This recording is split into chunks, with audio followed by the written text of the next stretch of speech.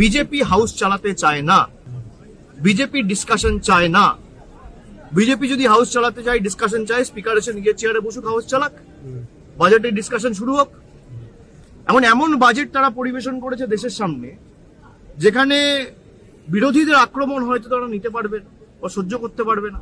তাদের দুর্বলতা জনসমক্ষে চলে আসবে, বিরোধীরা বলার সুযোগ পাবে, আক্রমণ করার সুযোগ পাবে, রাজনৈতিকভাবে আক্রমণের সুযোগ পাবে। সেটা বিজেপি চায় না, যে মানুষের কাছে তাদের প্রকৃত স্বরূপ এই বাজেটের মাধ্যমে বা প্রকৃত চেহারাটা আবার একবার উন্মোচিত হোক। অভিষেক, এরপরে দায়িত্ব বিজেপি স্পিকারের হাউস চালানো, তৃণমূল চায় হাউস চলুক। অভিষেক, এরপরে যদি কংগ্রেস অনাস্থা প্রস্তাব আনে, সেক্ষেত্রে আপনারা কি করবেন? 3 দিন সময় দিয়ে যদি কংগ্রেস অনাস্থা প্রস্তাব আনে, তৃণমূলের প্রত্যেকটা এমপি সই করবে। আর যদি 3 দিনের বদলে আজকে আনে, তাহলে আমাদের যে স্ট্যান্ড, যে আমরা চিঠি দেবো, তারপর 3 দিনের মধ্যে যদি আপনি ধরুন এটা ভুল করেছেন, আপনাকে আমাকে একটা সুযোগ দিতে হবে। আপনি আমাকে বলুন, নরেন্দ্র মোদী আর আমাদের মধ্যে পার্থক্য কি? বিজেপি আর আমাদের মধ্যে পার্থক্য কি? উপরাষ্ট্রপতিকে কথা শুনছে না বলে এক ঝটকায় সরিয়ে দেওয়া হচ্ছে। আমরা এদের মতো নই।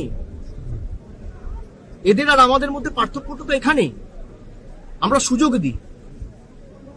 সুযোগের যদি আপনি উত্তর না দেন, সদুত্তর আমরা না পাই, তখন আমরা তো নিশ্চয়ই করব। আমরা চাই 3 দিন সময় দিয়ে, আজকে মঙ্গলবার, মঙ্গল বুধ বৃহস্পতি আপনি স্পিকারকে সময় দিন। স্পিকার যদি কোন রকম কোনো ব্যবস্থা না নেয়, শুক্রবার আপনি নো কনফিডেন্স আনুন, তৃণমূলের 28 জন এমপি সাইন করবে রেজলিউশনে, কোনো অসুবিধা নেই।